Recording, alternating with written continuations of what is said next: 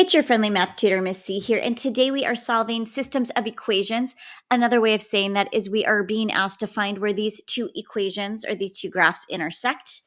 And what's different about this particular problem is these are not both linear. This top equation has a power of 2, right? That means that this is a quadratic function. It's a quadratic equation, and that is represented by the graph of a parabola. And our bottom equation is what we've seen before. This is linear, right? It's got a slope and a y-intercept. So when we are solving and trying to find an intersection or intersection points between quadratic and linear equations, we have a couple of options. We could have 0 points of intersection, we could have 1 point of intersection, or we could have 2 points of intersection. So I'm going to just take a quick second and graph what I know this equation looks like. So x squared equals y minus 3. What I know is this is just a regular parabola that has been shifted up 3 units. I have a video on that. If you want to understand why, go ahead and watch that. I also know this equation for the linear function has a y-intercept at 5 and has a slope of -1. So if we say this is 5, we're probably going to have 2 intersection points. Okay, so let's look at why that happens. So I'm noticing straight away as I approach this, I've already got one of my equations solved for y. Because this is quadratic linear, I can't use elimination, so I'm going to be using substitution. So I'm going to go ahead and everywhere I see y in the first equation, I'm going to go ahead and substitute what y equals from the second equation. So I'm going to start by writing x squared equals, right? And now I'm going to replace y with 5 minus x. Okay, and then I'm writing the rest of my equation. So what I substituted in is in blue. And now I'm going to go ahead and simplify. I'm going to combine like terms. And I notice that I've got a like term here and a like term here. Notice that I am keeping the signs. 5 is positive, 3 is negative. Those get to stick together. So I'm going to end up with x squared equals 5 minus 3, which is 2 minus x. All right, this is straight out quadratic. And when I solve quadratic equations, I need to have everything on one side of the equation, and it needs to be equal to 0 in the case where I have an x squared term and an x term, which I do here. So my first step is to be getting all of these terms on one side. Okay, and I'm going to add x to both sides. Notice that I'm not combining any terms here because they are not combinable. All right, so my equation now is x squared plus x minus 2. This is a basic quadratic form in general, or standard form, starting with the highest exponent going to the smallest. I have 2 options for solving. I could factor to find the values of x, or I could use the quadratic formula. I'm going to choose to factor in this case because what I do know is that 2 is a prime number, and that means there's only 2 options. So 1 and itself. So that makes factoring really easy. If you hate factoring, use the quadratic formula. Super easy too. So I'm not going to walk you through that, but I will help you set up variables a, b, and c so you know what to substitute in. So here's how I'm going to set up my factoring. This is how we set up factoring. And remember, we're going to have x's here because there's no coefficient in front of x. What I do have a coefficient in front of, they're both 1, right? In front of x squared and x. We just don't usually write those.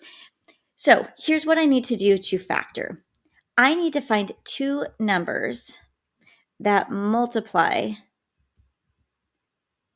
to -2, right? So I'm looking at 2 numbers that multiply to -2 and add to +1, okay? So I already told you that my 2 factors, -2 is a prime number, so I know that the only way to make 2 through multiplication is 1 times 2. Since it's negative, I know one of these numbers has to be negative because a negative times a positive makes a negative. I also know that it has to add to +1, which means the bigger number has to be positive. So let's just do a quick check. If I make my smaller number negative, -1 times 2 is -2. Okay, check, that works. And then -1 plus 2 That adds to positive 1. Check. All right, so my factors are positive 2 and negative 1. So I'm going to go ahead and pop my values in here. So it doesn't matter what order you do this. I'm going to put plus 2 there and minus 1 here. Okay, now what we need to do is we need to find out the value of x. So basically, whatever x takes on here needs to equal 0 because my whole equation equals 0. And if this whole binomial equals 0, 0 times the other binomial equals 0. And then the same thing happens for here. We need to find out what value x takes on to make 0. So in this case, we know that x is going to equal negative 2 and x is going to equal positive 1 here. So negative 2 plus 2 is 0. 0 times anything is 0, and that makes our equation true. And 1 minus 1 is 0. 0 times the other binomial is 0. 0 equals 0, so our equation is true. So great news. We've got our two x values, and we can find the y values.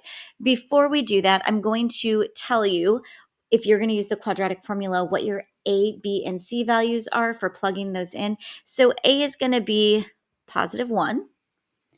Right? B is also going to be positive 1, which we see here. And C is going to be negative 2. If you're not sure what to do with those and you want to use the quadratic formula, check out my other video on the quadratic formula. All right, now we are going to handle this the way that we handle every other systems of equation. And that means we pick one equation to pop these x values in to find y. My goal is always to find the easiest equation to put these into, and the easiest one is the linear one, y equals 5 minus x. We don't have to square anything. We can just essentially plug and chug, as math people like to say. So I'm going to use my value of negative 2 everywhere that I see x. I'm going to plug in negative 2. Be careful here. It's 5 minus, so that don't drop your second negative. So in this case, 5 minus negative 2 is really 5 plus 2, which is 7. So y equals 7. Okay, I'm going to do the same thing with my second value, which is 1. So y equals 5 minus, in goes 1. So y equals 4. So y equals 4. So our points, plural, of intersection, I'd like to see these as coordinate pairs as a math teacher, are negative 2, comma 7. And the other intersection point is 1, 4. These are both our tentative solutions because we haven't yet checked our answer. We know it works for the first equation. I'm going to go ahead and write, I think it was x squared equals y minus 3. Here, let me just double check that that's the right answer. It is. I'm going to just double check that these solutions also work in this equation because there's lots of rooms for error. Like if you accidentally plug in the wrong number, like you factor it wrong and you have or the wrong sign, just so many ways to make mistakes. Negative 2 squared is negative 2 times negative 2, which is 4. 7 minus 3 is 4. So that one works. Okay, and we knew it worked in the linear equation because that's what happened here. And for our second one, we're plugging in positive 1. So we have 1 squared equals 4 minus 3. 1 squared is 1 equals 1. Check. That works. We know that worked from here too. So this, in fact, is our solution. Thanks for joining me as we solved for the intersection points. Till next time, remember, you've got this. And don't forget to subscribe to this channel for more math